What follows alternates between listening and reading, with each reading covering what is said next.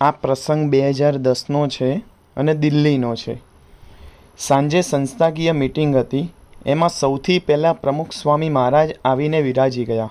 લગભગ સતત 3.5 કલાક સુધી સ્વામીશ્રી એક ધારું મિટિંગમાં બિરાજ્યા.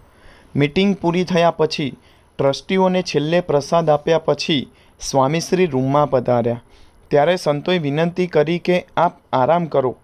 ત્યારે પ્રમુખ સ્વામી મહારાજ કહે કે બસ સૂઈ જ જવાનું. 3.5 કલાકની મિટિંગના અંતે પણ સ્વામીશ્રી તો એવા જ સ્ફૂર્તિમાન હતા. એમાં આપણે સૌથી પહેલાં જોઈએ કે પ્રમુખ સ્વામી મહારાજ કામને બોજ નહીં પણ સેવા માને છે. 3.5 કલાકની લાંબી મિટિંગ પછી પણ સ્વામીશ્રી થાક્યા નહીં, કારણ કે તેઓ કામને બોજ નહીં પરંતુ ભગવાન અને સમાજની સેવા માનતા હતા. બીજું છે કે સાચો ઉત્સાહ અંદરથી આવે. શરીરની શક્તિ કરતાં મનનો ઉત્સાહ વધુ મહત્ત્વનો છે. જ્યારે સંતોએ પ્રમુખ સ્વામી મહારાજને કહ્યું કે આરામ કરો, ત્યારે પ્રમુખ સ્વામી મહારાજ બોલ્યા કે બસ સૂઈ જ જવાનું. તો આ વાક્ય એ દર્શાવે છે કે તેમનો ઉત્સાહ અને કાર્યક્રમ હજુ પણ યથાવત હતો.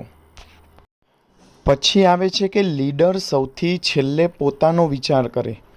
મીટિંગ પૂરી થયા પછી પણ પ્રમુખ સ્વામી મહારાજે પહેલાં ટ્રસ્ટીઓને પ્રસાદ આપ્યો, પછી પોતે રૂમમાં ગયા. સાચો લીડર પોતાનો આરામ પહેલાં નથી જોતો, તે પહેલાં બીજાનું કલ્યાણ જુએ છે. પછી આપણને એ પણ જોવા મળે છે કે ઉંમર નહીં પણ ઉમંગ મહત્ત્વનો છે. વૃદ્ધાવસ્થામાં પણ પ્રમુખ સ્વામી મહારાજની સ્ફૂર્તિ યુવાનોને શરમાવે એવી હતી. એટલે આના ઉપરથી આપણને ખબર પડે કે ઉંમર વધવાથી માણસ વૃદ્ધ નથી બનતો, ઉત્સાહ ઘટવાથી માણસ વૃદ્ધ બને છે.